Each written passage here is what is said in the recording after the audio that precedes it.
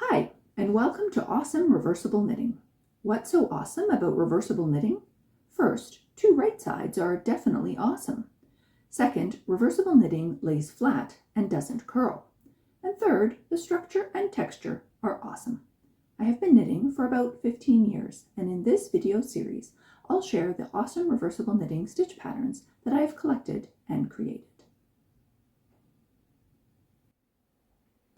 Today we're looking at an oldie but a goodie, moss stitch, also called seed stitch. In this video, I'll begin by showing you the stitch pattern and how to knit it. Then I'll highlight some characteristics about moss stitch that make it awesome. Lastly, I'll discuss the resulting fabric, ideas on how to incorporate moss stitch into your projects, and show some examples of projects that I've made that use moss stitch. Moss stitch is a beautiful stitch pattern that's made with alternating knits and purls across stitches and rows. Let's look at a sample.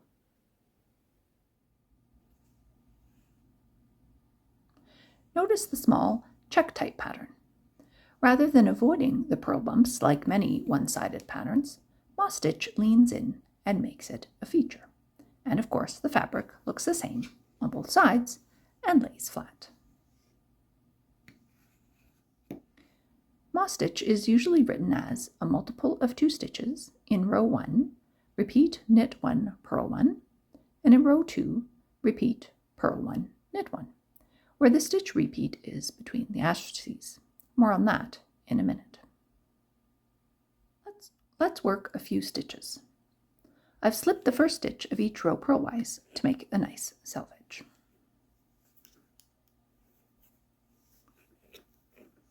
Knit 1, purl 1, knit 1, purl 1. It's that easy. And you can see that the next one, which will be knit 1, has a purl bump right below that.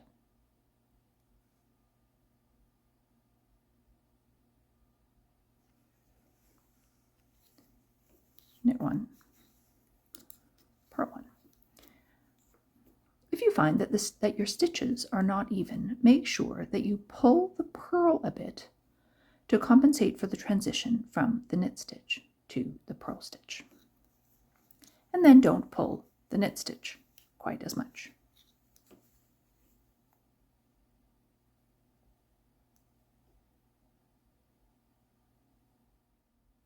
Moss stitch can look very different depending on the yarn that's used as well as the gauge. Using a relatively larger or smaller needles makes the stitches looser or tighter. Here's a swatch. These stitches here are made with quite a small needle, and these stitches here are made with this big needle. You can see the difference in the fabric that it makes. This is much less stretchy than this. And it also looks quite a bit different.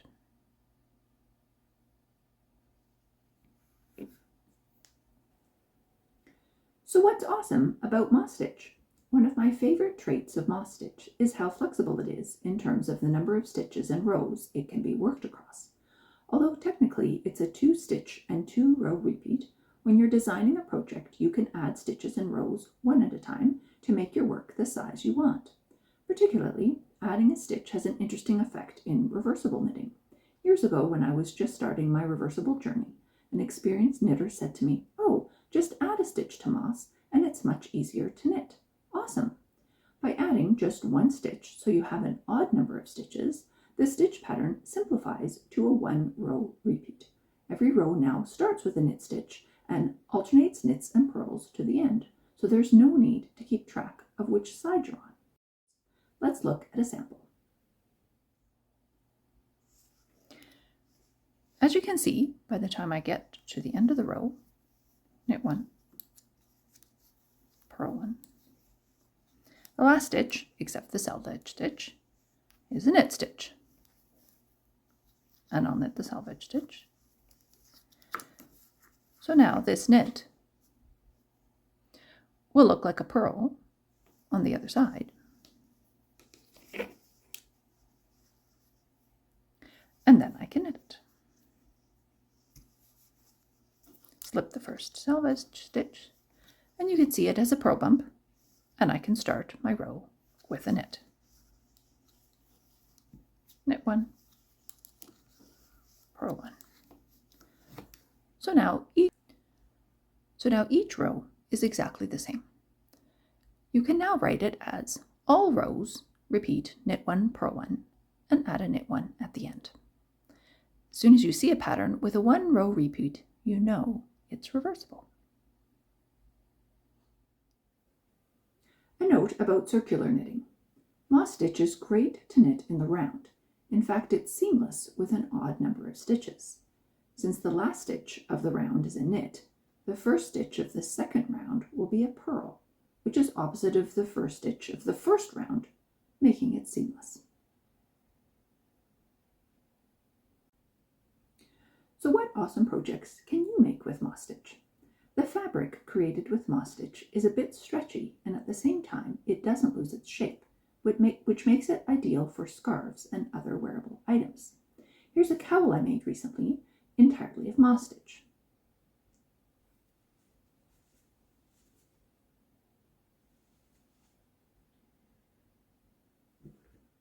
And here's a scarf hat I made for my children many years ago.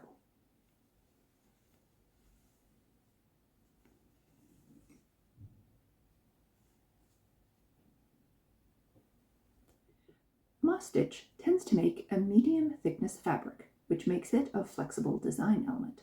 Moss stitch can be used on its own or in combination with other stitch patterns as a background or transition area in a project.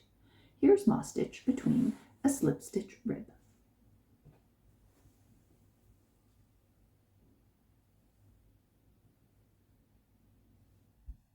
And here's moss stitch in a tumbling block pattern.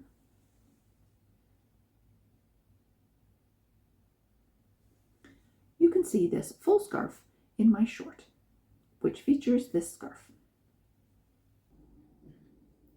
Here is moss stitch as a background for reversible cables.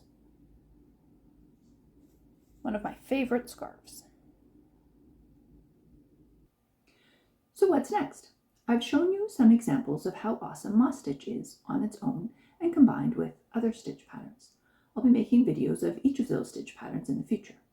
For the next video, we'll be looking at the dune stitch, also called the horizontal rib. So pick up your knitting and create something awesome. I'll do my best to respond to comments, and I'd love to hear about your favorite reversible knitting stitch pattern. Also feel free to subscribe to my channel for more awesome reversible knitting. For those of you still here, the last few years I've been working hard to find simple ways to feel better, what I call my daily well-being practices. This is not medical advice, I'm just sharing what works for me. Today's well-being practice is to get at least 5 minutes of morning light into your eyes, ideally outside and before 9 a.m. Don't look directly at the sun, of course.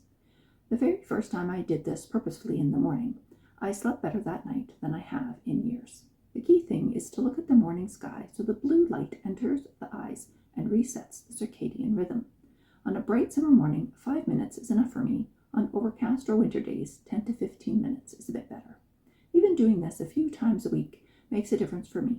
Inside light is not as strong and often doesn't contain enough of the blue light part of the spectrum to work as well as outside light. Early morning light is key to the circadian rhythm of the brain. If it's delayed too much, then my poor brain gets confused. Many medical practitioners have whole videos on this. If you need more info, they are easy to find. Have a great day.